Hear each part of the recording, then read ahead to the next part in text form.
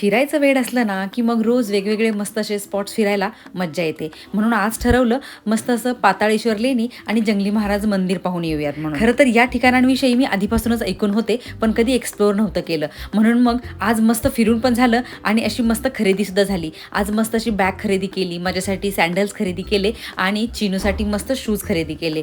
चिनूला white shoes खूप आवडतात. White shoes म्हटलं, की कितीही पेअर्स असतील त्याच्याकडे तरी त्याला अजून व्हाईट शूजच खरेदी करायचे असतात.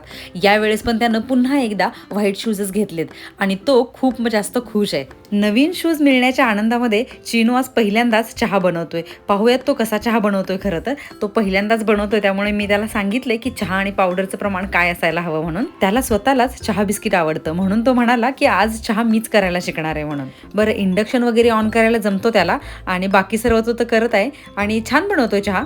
म्हणजे जर मी कधी नसेल घरामध्ये तर तो स्वतः चहा तरी बनवून घेऊ शकतो. खरं तर मुलांना ही छोटी छोटी कामं जमायलाच हवीत ना. या मिनी ब्लॉगच्या सुरुवातीला मी पाताळेश्वर लेणी फिरल्याचं आणि जंगली महाराज मंदिर फिरल्याचं जे सांगितलं होतं त्याचा एक डिटेल्ड व्हिडिओ मी बनवला आहे. त्या डिटेल्ड व्लॉगमध्ये आमचा प्रवास आणि आम्ही कसं पोहोचलो या मंदिरामध्ये ही सर्व माहिती शेअर केली आहे.